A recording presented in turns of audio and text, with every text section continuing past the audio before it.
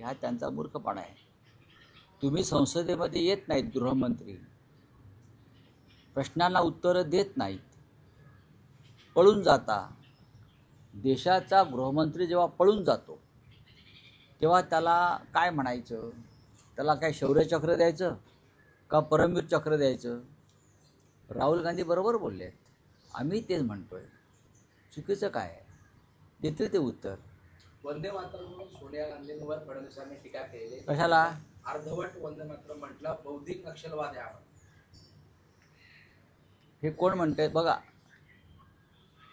ही बौद्धिक कोण घेतं? RSS मध्ये घेतली जाते, कारण यांची बुद्धी कमी आहे सगळ्यांची, म्हणून त्यांना कायम बौद्धिक शिबिरं घ्यावी लागतात.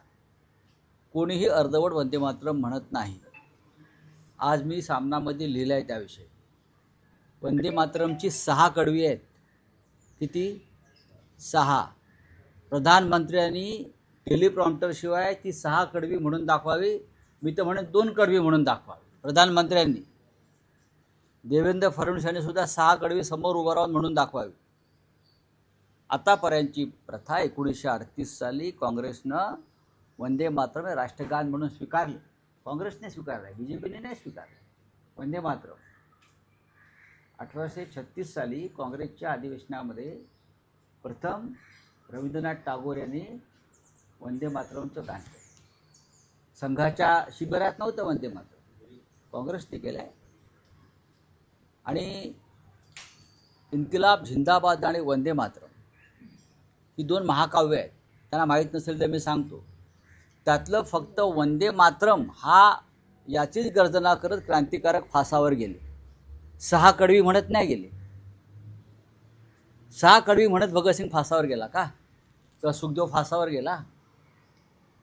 वंदे मातरम आणि इन्किलाब झिंदाबाद.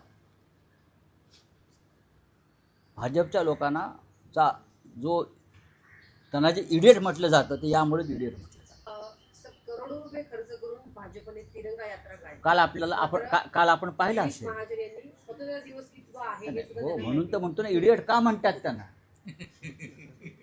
ह्या लोकांना इडियट का म्हणतात हे तुम्ही रोज पाहताय. प्रधानमंत्र्यांचं काल लाल किल्ल्यावर टेलिप्रॉम्प्टर बंद झालं. नाही वाचता येत नव्हतं ना. तुम्ही पहा, मी तुम्हाला दाखवतो. माझ्याकडे सगळी क्लिप आहे ती पूर्ण. त्यांचं टेलिप्रॉम्प्टर बंद झाल्यावर जो प्रधानमंत्री जो राष्ट्राला उद्देशून स्वातंत्र्यदिनी भाषण करतो आहे तो अडखळतो, लटपटतो, घाम फुटतो. त्यांच्याविषयी तुम्ही काय म्हणाल मला सांगा जरा. ज्या मंत्र्याला कितवा स्वातंत्र्य दिन हे विचारावं लागतं त्यांचा स्वातंत्र्याशी काय संबंध आहे? चंपतराय ना नाशिकचे, काय जरा हां चंपतरायच आहेत ते. पालकमंत्री म्हणून उल्लेख केलाय त्यांचा सिंहस्थ कुंभमेळ्याच्या पुस्तिकेमध्ये. कोणाच्या? सिंहस्थ कुंभमेळ्याच्या पुस्तिका ते कुंभमेळा मंत्री म्हणून त्यांची नियुक्ती केलेली आहे. सगळे इडियट लोक एकत्र आणून सरकार चालवलं जात आहे महाराष्ट्रात आणि देशात सुद्धा. प्रत्येक इडियट शोधून इडियट काढतात ते आणि मग त्याला कॅबिनेट मंत्री, राज्यमंत्री, हा सगळं इडियट कॅबिनेट आहे. घ्या माझ्यावरती तक्रार आणि घ्या माझ्यावरती F. Sir, bar council of इंडियाचे मनन शर्मा यांनी काल पत्र काढलं आणि सगळे जे लॉ विद्यार्थी आहेत त्यांची देखील त्यांनी माफी मागितली आहे. ज्या प्रकारे नालसाच्या विद्यार्थ्यांवरती ॲडव्होकेट होऊ नये असं त्यांनी सांगितलं होतं. 12 वर्षापासून हा माणूस बार काउन्सिल ऑफ इंडियाचा अध्यक्ष आहे. निवडणूक नाही, काही नाही, माहिती आहे का तुम्हाला? त्याच्याविषयी माझ्याकडे भरपूर माहिती आहे. त्याला आता राज्यसभेत आणल्या भारतीय जनता पक्षात आहे ना, बरोबर ना? पार्लमेंटमध्ये आणल्या. कशा करता? यासाठीच. अंधभक्त आहे तो. डॉक्टर, वकील जर अंधभक्त व्हायला लागले तर पेशंट आणि क्लायंट मरून जातील. देशात गोंधळाची परिस्थिती आहे, घोटाळे वाढलेत असं बाबा रामदेव म्हणतात. याचा अर्थ बाबाला हवा बदलत आहे हे कळत आहे. कळलंय आता सरकार बदलत आहे करा. याचा अर्थ बाबाला बरोबर कळतं की आता हवा बदलते, सरकार बदलते, पातांजलीवर रेड पडू शकतात पुढल्या सरकारमध्ये. त्याच्यामुळे बाबा सावध झालेला आहे. गोपीनाथ मुंडेंना काँग्रेसमध्ये घेण्यासाठी सोनिया गांधी तयार होत्या असा पृथ्वीराज चव्हाण यांनी दावा केलेला आहे. परंतु मनमोहन सिंग हे पक्षांतराच्या विरोधामध्ये होते. अशा प्रकारे शरद पवार यांनी सुद्धा त्यांना तो सल्ला दिला होता. ही जुनी बातमी आहे फार. गोपीनाथराव मुंडे यांचा भारतीय जनता पक्षामध्ये छळ झाला होता. छळ केला होता त्या लोकांनी. मानसिकदृष्ट्या त्यांच्यावरती आघात केले जात होते. त्यांचा अपमान केला जात होता गोपीनाथरावांचा. आम्हाला माहिती आहे, आम्ही दिल्लीमध्ये होतो तेव्हा. ते पवारसाहेबांना भेटले, ते काँग्रेसच्या नेत्यांना भेटले. पण मनमोहन सिंग हे एक सज्जन गृहस्थ होते. त्यांना अशा प्रकारच्या पक्षांतराला त्यांनी विरोध केला होता. त्याच्यामुळे त्यांना सल्ला देण्यात आला की तुम्ही आहात तिथेच थांबा. कदाचित जर ते काँग्रेसमध्ये आले असते तर त्यांचे प्राण वाचले असते. चला हिंदी. राहुल गांधी को नोटिस भेजा गया है, 7 लाख को दे दिया संसद में।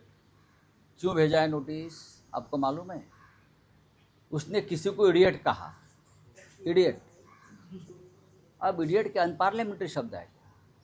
ये देश में जो लोग सरकार चला रहे हैं और जो सरकार में बैठे हैं, चाहे स्टेट हो या चाहे केंद्र हो, इडियट कैबिनेट है. ये इडियट का मेला है सब. देखिए ना, महाराष्ट्र के एक मंत्री कल भाषण कर रहे, बोल रहे, और मंत्री को मालूम नहीं कि ये कितना स्वतंत्र दिन की कितने साल हो गए.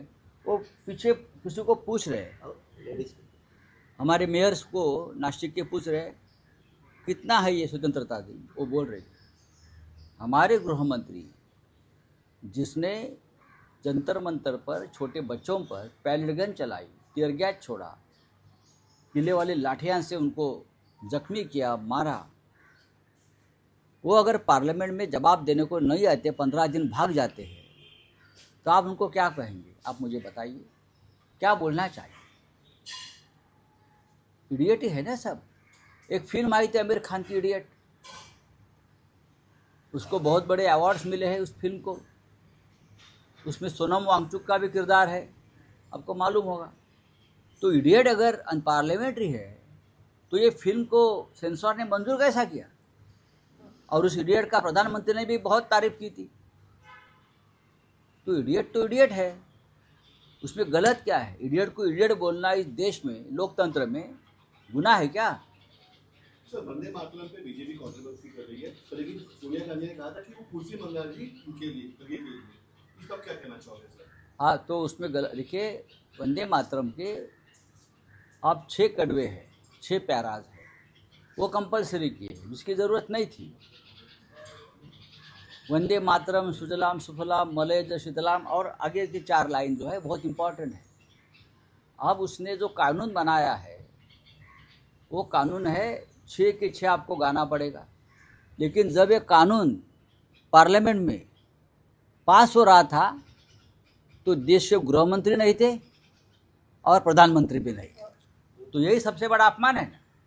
वंदे मातरम का अपमान करने वाले के खिलाफ सख्त कानून एक बन रहा था, और उस वक्त देश के गृह मंत्री और देश के प्रधानमंत्री सदन में उपस्थित नहीं थे. तो ये क्या है?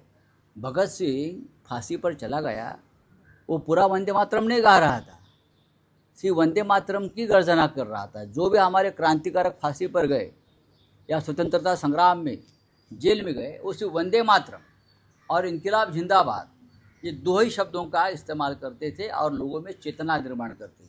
वातावरण चिघळण्याची शक्यता आहे. 90% भ्रष्टाचार हो रहा है. कहाँ? रामदेव ने 90% भ्रष्टाचार हो रहा है. रामदेव बाबा को अब पता चल गया है देश की हवा बदल रही है. उसका अर्थ ये है कि देश की हवा बदल रही है, मोदी और शाह जा रहे हैं.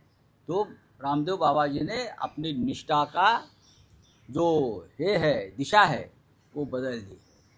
अब वो उनको पता चल, शाह और मोदी जा रहे हैं, ये बाबा जी ने स्पष्ट कर दिया है. उमरामध्ये वातावरण चिघळण्याची शक्यता आहे. भाजपचा एक नेता मंत्री देवी कर्णवी असं त्या ठिकाणी वातावरण चिघळण्याची शक्यता आहे. नीतीश राणे कह रहे हैं कि नाम चेंज करने के लिए किस तरह से कावड यात्रेत मुझे मालूम नहीं, कावड़ यात्रा को नीतीश राणे लेके जा रहे हैं क्या? हाँ, खुद नीतीश कावड़ राणे लेके जा रहे हैं, जी. माँ बाप को बिठाकर. श्रावण बाल लेके गया था ना. अरे भाई, ये इडियट लोग हैं सब. राहुल गांधी ने एकदम परफेक्ट शब्द का इस्तेमाल किया है ये देश में अंधभक्त भी बनाए हैं और इडियट भी बनाए हैं। साहेब मुंडेंचा उल्लेख केला तुम्ही.